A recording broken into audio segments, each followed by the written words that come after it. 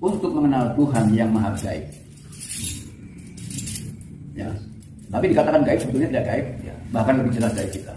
Tapi dikatakan gaib sebetulnya tidak gaib, ya, bahkan lebih jelas dari kita. Jadi syarat untuk mengenal Tuhan itu hanya satu, belajar mengenali kenyataan. Di sini saya akan coba menanggapi sebuah video Eyang Weldo lagi, yang mana di sini Eyang Weldo mengatakan bahwa jalan satu-satunya untuk mengenali Tuhan atau Allah Subhanahu wa Ta'ala adalah dengan mengenali kenyataan. Begini para dulur, untuk mengenali Allah, untuk mengenali Tuhan kita, Allah Subhanahu wa Ta'ala, bukan hanya itu caranya. Bukan hanya dengan mengenali kenyataan, bukan. Justru dengan kita mengenali kenyataan, mengenali diri sendiri, mengenali apa-apa yang telah menjadi tanda-tanda maha kuasanya Allah, itu baru terbentuk rasa syukur. Belum mencapai mengenali Allah, belum mencapai mengenali Tuhan kalau kita berbicara ranah tasawuf, kalau kita berbicara ranah hakikat itu seperti itu. Karena apa? Untuk mengenali Tuhan, mengenali Allah Subhanahu wa Ta'ala, tidak cukup kita dengan mengenali diri kita sendiri, tidak cukup kita dengan mengenali kenyataan, tidak cukup. Ada banyak sekali makom-makom yang harus kita lewati. Ada banyak sekali makom-makom yang harus kita tempuh kalau kita berbicara di ranah tasawuf, dulur. Karena apa? Untuk mengenali Tuhan itu nggak gampang, nggak gampang, sangat-sangat sulit. Butuh perjuangan, butuh pengorbanan. Untuk bisa mengenali Allah itu butuh yang namanya pengorbanan, dulur. Karena apa? Kita harus berjuang untuk duduk di makom sobar. Bagaimana caranya kita untuk bisa menjadi orang sobar? Ada makom hilim, ada makom takwa, ada yang namanya makom qanaah, ada lagi makom wara'i. Banyak sekali makom-makom yang harus kita tempuh kalau kita ingin benar-benar mengenali Tuhan kita, mengenali Allah Subhanahu wa Ta'ala. Eyang Weldo ini sok tahu dengan pedenya mengatakan bahwa untuk mengenali Tuhan itu hanya satu, yaitu kenali dulu apa yang menjadi kenyataan, atau kenali dulu diri kita sendiri. Tidak segampang itu, dulur. Enggak segampang itu. Syarat untuk kita bisa mengenali Tuhan, yang pertama dan yang paling utama adalah dengan belajar, dengan menuntut ilmu yang baik, menuntut ilmu secara baik, secara benar. Kita menuntut ilmu, belajar kepada guru yang sesuai dengan keilmuannya, belajar kepada guru yang bisa mempertanggungjawabkan secara keilmuannya. Seterusnya, yang menjadi syarat kita untuk bisa mengenali Allah, mengenali Tuhan, di samping kita terus mengkaji masalah ilmu, kita berguru kepada guru yang benar, kepada guru yang baik. Tentu kalau kita ingin lebih lagi mengenali Tuhan, ma'rifat billah, ma'rifatullah, kalau istilah tasawufnya, kita harus dibimbing oleh guru yang khusus. Kalau bahasa santri mah harus bertorikoh. Banyak jalurnya torikoh. Harus dibimbing secara khusus.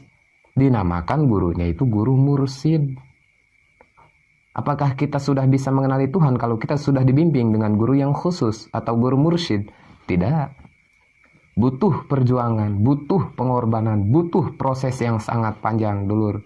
Di situ kita nanti dibaiat melalui zikir. Terus lafaz zikirnya kita nanti dituntun oleh guru kita. Misalkan di dalam lafaz zikir, la ilaha illallah, di situ kita benar-benar harus bisa merasakan bahwa la ma'buda illallah, tidak ada suatu apapun yang aku sembah kecuali Allah. La matluba illallah, tidak ada yang aku cari apapun kecuali Allah. La maqsuda illallah, tidak ada yang aku maksud kecuali kepada Allah. La majuda illallah, tidak ada yang ada kecuali Allah. Maksudnya apa? Sesuatu yang ada di dunia ini bukti atau tanda adanya Allah. Itu masih butuh proses lama, dulur. Tidak cukup kita mengenali diri kita, mengenali sekitar kita, mengenali kenyataan yang ada. Kita sudah kenal dengan Tuhan atau sudah tahu dengan Tuhan. Kalau kita melihat dari kacamata tasawuf. Kenapa saya berbicara seperti itu? Karena yang Weldo ngomong ke ranah tasawuf dia. Berbicara seolah-olah dia itu ahli dalam ma'rifatullah. Maka mempelajari diri kita itu lebih baik dari mempelajari kitab suci apapun. Karena keadaan diri kita adalah kenyataan yang paling nyata. Karena Quran sendiri menganjurkan, Iqra bismillahirrahmanirrahim. Bahkan Tuhan mengatakan juga, jika kamu ingin mengenal aku, kenalilah dirimu. Maka mengenal diri sendiri lebih penting daripada mengenal Tuhan. Karena jalan untuk mengenal Tuhan yaitu dengan cara mengenal diri sendiri. Mengenali diri sendiri lebih baik daripada mengenali Tuhan. Itu pemahaman yang sangat-sangat sudah melenceng jauh dulu. Memang ada keterangan mengatakan bahwa man arafa nafsah faqad arafa rabbah. Wa man arafa rabbah faqad arafa nafsah. Siapa yang mengenali dirinya sendiri, tentu dia sudah pasti mengenali Tuhannya. Dan siapa yang mengenali Tuhannya, pasti dia sudah mengenali diri sendiri. Tapi maksudnya bukan ke arah situ. Maksudnya bukan mengenali diri kita sendiri itu lebih baik daripada mengenali Tuhan. Bukan. Karena apa? Tujuan kita mengenali diri sendiri adalah untuk kita bisa sadar diri bahwa kita adalah seorang hamba.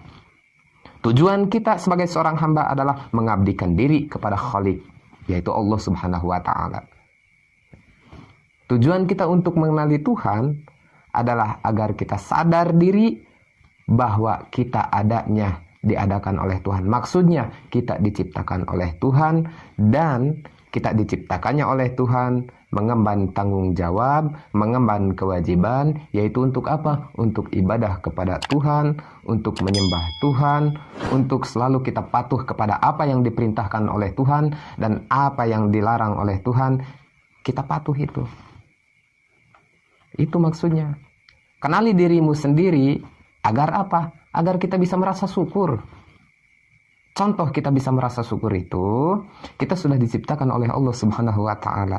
Yang tadinya kita tidak ada, sekarang jadi ada. Kenali keadaan kita seperti ini. Oh, kita punya 2 tangan.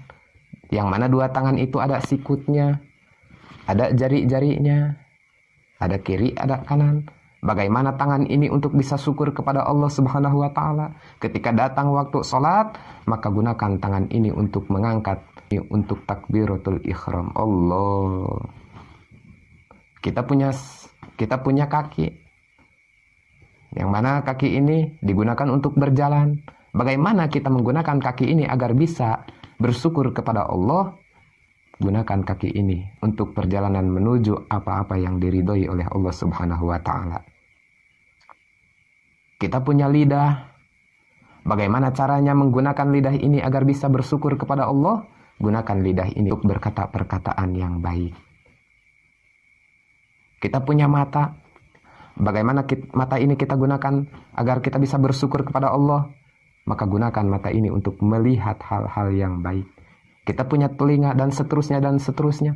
Itu maksudnya mengenali diri kita sendiri itu seperti itu. Saya nggak tahu ini arah pikirannya kemana ini. Kalau kita sudah mengenali diri kita sendiri, tentu kita akan mengenali Tuhan. Maksudnya, ketika kita sudah merasa bersyukur dengan apa-apa yang telah diberikan oleh Tuhan, dengan apa-apa yang diberikan oleh Allah Subhanahu wa Ta'ala, tentu kita di sini akan merasa bahwa diri kita itu enggak ada apa-apanya. Enggak ada apa-apanya diri kita itu. Adanya diri kita itu bukti dari adanya Allah. Mampunya diri kita itu bukti dari maha kuasanya Allah. Pintarnya diri kita itu bukti dari maha kuasanya Allah. Kayanya diri kita, miskinnya diri kita, besarnya, kecilnya, tingginya, rendahnya, itu semua bukti dari maha kuasanya Allah. Disitulah maksudnya. Agar kita selalu tafakur dalam rasa syukur kita, disitulah akan lahir dari hati kita bentuk mahabbah kepada Tuhan kita. Kalau kita bisa bersyukur, nah itu maksudnya bukan mengenali diri kita sendiri lebih baik daripada mengenali Tuhan, bukan.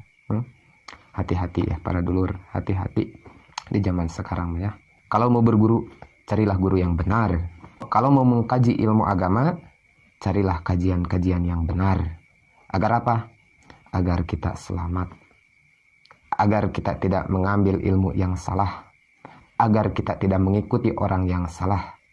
Kalau masalah agama, sekali kita salah mengikuti orang, salah kita mengkaji ilmu, itu akibatnya fatal, dulur.